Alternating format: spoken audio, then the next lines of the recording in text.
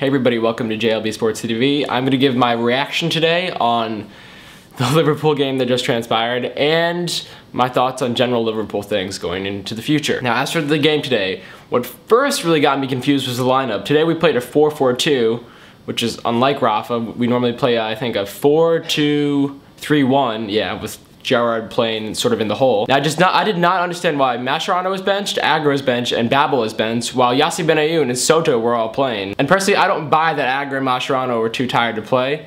They have had 2 days to rest since Thursday's game, and it's really just not unlike them to play because they're too tired. It's their nature to get tired, to run around the pitch, and then come back the next day and give it their all. I'm also very pleased that Rafa finally realized that you can't have Lucas and Mascherano playing alongside each other. They're practically the same type of player.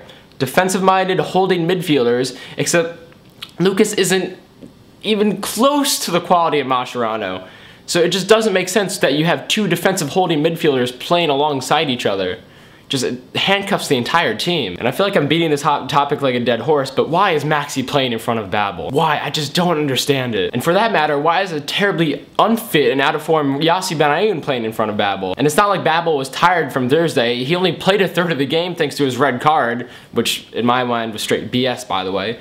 But that's for another matter. I don't know why Ryan Babel isn't playing and why Maxi Rodriguez and Yassi Benayoun are starting in front of him. And it's clear to me that Maxi has just no place in the side. For a guy that came to Liverpool touted as an attacking winner and striker, he can't finish. He can't beat a defender one-on-one. He really just does not do that much offensively. And today, although he did do positive things in the first half, he hit the crossbar, which I can live with.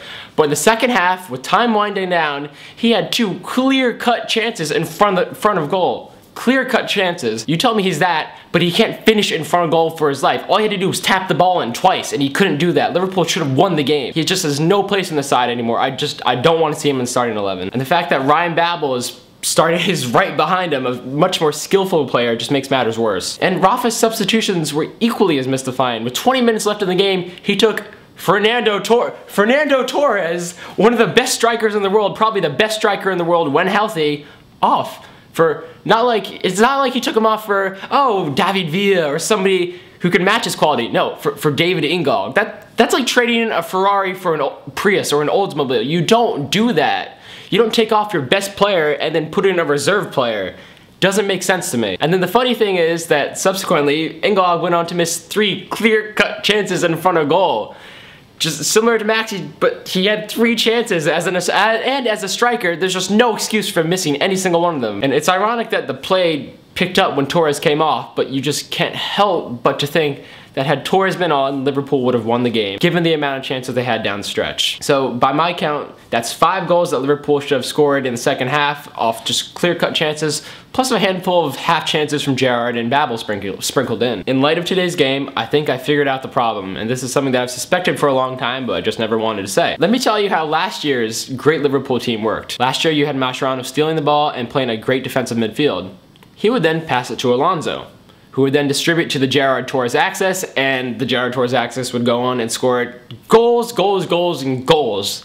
Just goals galore. This year, we don't have that same kind of skillful passer in midfield. Let me tell you how it goes this year. We have Mascherano stealing the ball, who then gives it to Lucas, who then doesn't know what to do with the ball because he's the only Brazilian that can't pass, who gives it back to Mascherano, and we just sort of watch the ball go back and forth for 80 minutes, and then hopefully Gerrard and Torres pulls a rabbit out of their hat and does something. Usually, nothing happens, which is why Liverpool is doing so badly this season. But right now, we don't have that skillful passer in midfield, basically cutting all the supply off to Torres and making Gerrard play 100 different positions. Another thing, anybody who actually thought Dirk Kuyt would play the assigned striker role next to Torres in today's game, you're just foolish. After 15 minutes, Kuyt was already back in midfield, isolating Torres. And today, we're going to introduce something new to the show. We're going to introduce Torres Island.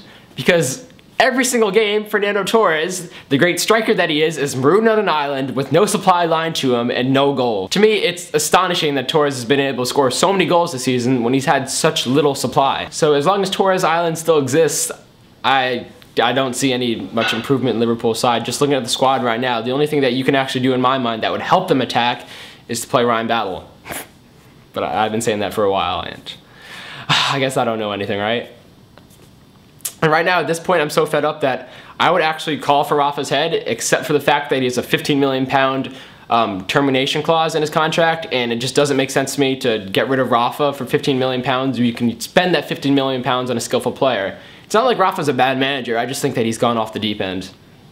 So that's all for today for JLB Sports TV. Signing off from a very solemn Easter Sunday for all Liverpool fans. I hope you guys have a great Easter Sunday, and YNWA.